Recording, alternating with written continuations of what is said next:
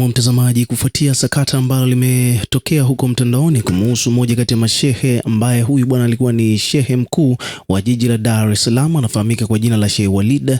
Bwana huyu Sheikh Walid bwana amemkuta mazito kidogo kutokana na tetesi ambazo zilikuwa zimesambaa huko mitandaoni baada ya mwanadada ambaye anafahamika kwa jina la Bella, mwanadada ambaye ana asili ya Kiburundi kama sikosei, yani sio raia wa Tanzania.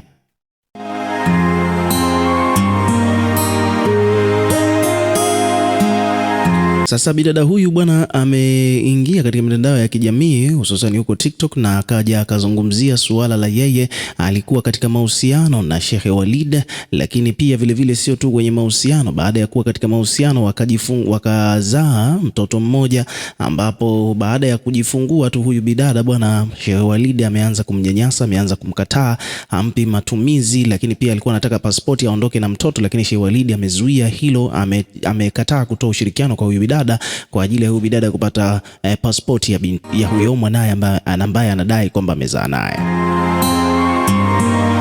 Migogoro hiyo bwana imeenda mpaka mahakamani, lakini kesi imefutwa kwa mujibu wa huyu bidada, lakini pia yeye ndo akaamua sasa kuja kwenye mitandao ya kijamii na kutangaza hizo taarifa ambazo zimepelekea Sheikh Walid kusimamishwa kazi ya ukuu wa mashehe wa jiji la Dar es Salaam. Kwa hiyo hivyo ndivyo mambo yalivyo, na ni jambo ambalo kiukweli limegusa hisia za watu wengi sana, na mambo mengine mengi yameanza kuibuka huko mitandaoni. Na hivi karibuni bwana ni kwamba mdau mwingine wa dini pamoja na mambo ambayo yana trend huko mitandaoni, huyu bwana ni Ustaz Juma na Musoma, amejitokeza na kulizungumzia swala hilo kiundani zaidi. Kwa mujibu wa Ustaz Juma na Musoma, anadai kwamba kilichomtoa Sheikh Walid sio mwanamke, ni kwamba kuna mtu mweupe anataka hiyo nafasi. Yaani kwamba ni mambo ya fitna, fitna bwana ndo zimepelekea, ni tamaa za fitna za madaraka ndizo zimepelekea Sheikh Walid kuondoka pale katika nafasi ambayo alikuwa nayo, na sio kile ambacho kinachosemekana kwamba ni huyu bidada ambaye amekuja kutangaza hizo taarifa kumhusu Sheikh Walid ndio jambo lililopelekea Sheikh Walid kuondolewa katika madaraka. Si mwanamke. Watu wengi watamchofua, watamzungumzia vibaya Sheikh Walid kwa sababu ya huyu mwanamke ambaye ni pandikizi la mtu mmoja ambaye naye ni shekhe. Huyo ni Ustaz Juma na Musoma, amekuja kulizungumzia swala hilo, akaendelea. Ni mweupe hivi. Jina lake anaitwa muongozaji kwa Kiswahili, lakini yeye anaitwa kwa Kiarabu. Tafuta neno lolote la Kiarabu ambalo linaleta maana ya muongozaji.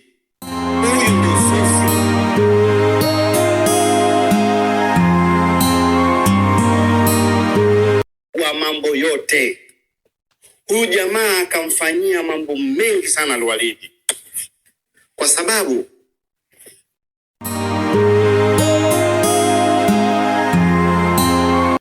Ustaz Juma na Musoma bwana anakuambia kwamba kuna mtu ndo ameleta figisu fitna mpaka Sheikh Walid ametolewa katika madaraka ambayo alikuwa nayo. Huyo mtu anadai, Ustaz Juma hapa amemtaja kwa mafumbo kwamba jina lake ni muongozaji kwa Kiswahili, lakini jina lake ni la Kiarabu. Yani hilo neno la muongozaji Kiarabu chake ndo jina la huyo mtu ambaye amemfanyia fitna Sheikh Walid mpaka ametolewa kwenye madaraka ambayo alikuwa nayo.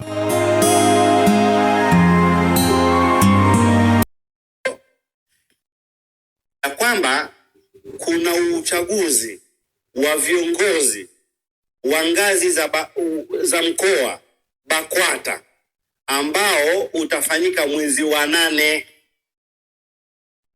kwa sababu viongozi ambao wapo sasa hivi na wakati Sheikh Al-Walid anaingia katika ushehe wa mkoa, viongozi hao aliwakuta Sheikh Al-Walid aliwakuta viongozi hao.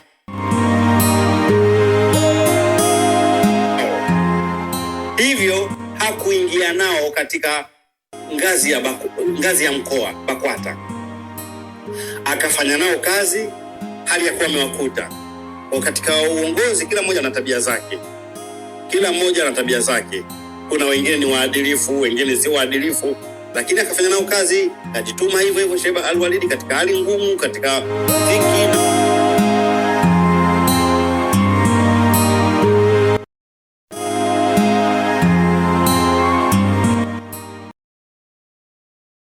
Mwenye maana ni uongozi huo. Sasa hivi karibuni kuna mtu ambaye nimemtaja jina lake kwa lugha ya Kiswahili, anaitwa mwongozaji, akawa anahudhuria katika misiba, katika hitima, kila anapokwenda anatia sumu akisema ya kwamba Al-Walid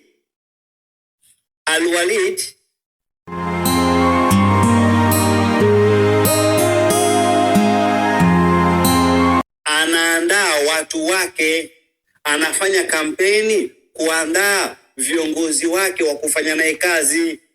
Nyinyi mliopo mtatolewa. Ikaanza fitna kubwa sana, mpaka huko Temeke. Kuna mtoto wa mzee mmoja amefariki. Yeye ni katibu wa BAKWATA wilaya, mzee wake kafariki. Jamaa yule mwongozaji akaenda kwenye msiba kilichomtoa katika So hicho ndicho alichokizungumza Ostaz Juma na Musoma kuhusiana na issue ya Sheikh Walid, akidai kwamba sababu ambayo imepelekea Sheikh Walid kuondolewa katika madaraka si yule mwanamke, bali ni fitna ambazo zilikuwepo za chini kwa chini. Na mtazamaji bwana, mambo ni moto kweli kweli huko mtandaoni bwana. Kuna vitu ambavyo vimeibuka. Kuna huyu bidada ambaye amejitokeza hivi karibuni na ametrend sana kupitia mitandao ya TikTok huko, akiwa anazungumza kuhusiana na changamoto ambazo anazipitia dhidi ya moja kati ya viongozi wa dini ya Kiislamu kwa ukanda wa Dar es Salaam, Tanzania. Vyombo vya habari mbalimbali vimekuja kutoa taarifa hiyo. Kwa mfano hapa kuna page imeripoti, imeandika kwamba bwana, video iliyosambaa siku chache nyuma ikimwonyesha binti huyu akidai msaada kutoka kwa rais kuwa hapati mahitaji kutoka kwa mzazi mwenzie ambaye ni shekhe mkuu wa mkoa wa Dar es Salaam. Inasemekana kwamba huenda ndiyo sababu ya shekhe huyo kusimamishwa kazi katika nafasi yake. Yani kwa maana huyu shekhe bwana, baada ya huyu mrembo kuja kuzungumza kwamba amezana huyu shekhe mkuu wa Dar es Salaam, lakini hatoi matumizi kwa mtoto, inasemekana kwamba hivi karibuni huyu shekhe amesimamishwa kazi na huenda sababu ikawa ni hiyo. Kwa hivyo basi nataka usikilize video yenyewe na the way ambavyo reaction ilivyokuwa huko mitandaoni baada ya mrembo huyu kujitokeza katika mitandao ya kijamii. Maana hii video ilitrend sana TikTok hapo mwanzoni, watu hawakuitilia maanani, lakini kadri ya siku zinavyozidi kwenda watu wakaanza kuipeleka viral zaidi kutokana na malalamiko ambayo huyu binti ameyatoa. Lakini pia vile baada ya jambo hili kuchukuliwa hatua na huyu shekhe kusimamishwa kazi ya kuwa kama mkuu wa shekhe mkuu wa mkoa wa Dar es Salaam.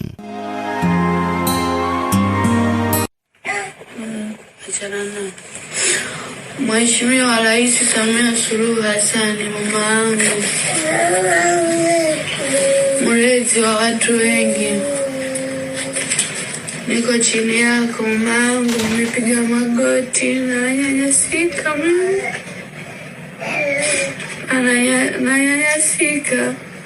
Mama, naomba nihurumie, unisaidie. Mimi nakosa amani ya kumlea mwanangu, nahangaikishwa na mzazi mwenzangu Sheikh Walid Omar Kaamba, Sheikh wa mkoa wa Dar es Salaam. Mama ananinyanyasa mpaka nimeshaenda mahakamani. Kesi kafutwa, ngauguza mtoto, kesi kafutwa, kakataa kuitika kwamba kiongozi haweza kaitika. Mimi achana na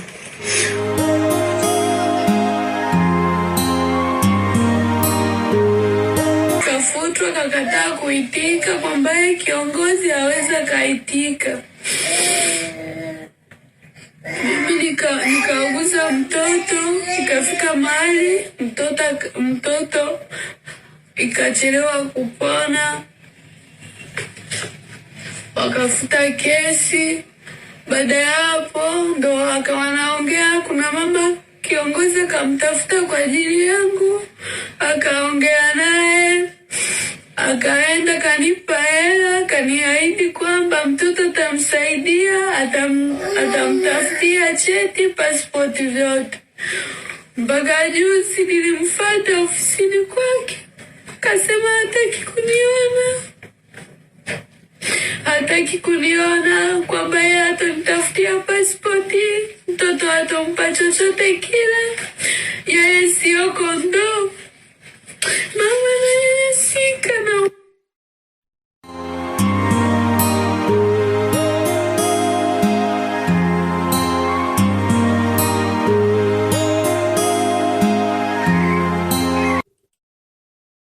huwezi ukamtesa hivyo, Uchungu wa mtoto aujuae mama yake. Mimi uchungu wa mwanangu na ujua, nilimpata kwa shida, niko lazi kufa, lakini ni mwema. Kila mama aliyezaa nahisi ananielewa, kila mwanamke anayepata machungu kama mimi nahisi ananielewa.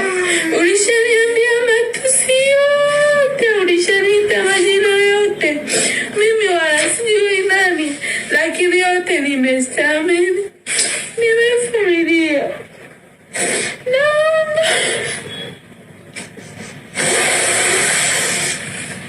Naomba Jamhuri ya Muungano wa Tanzania nisaidie.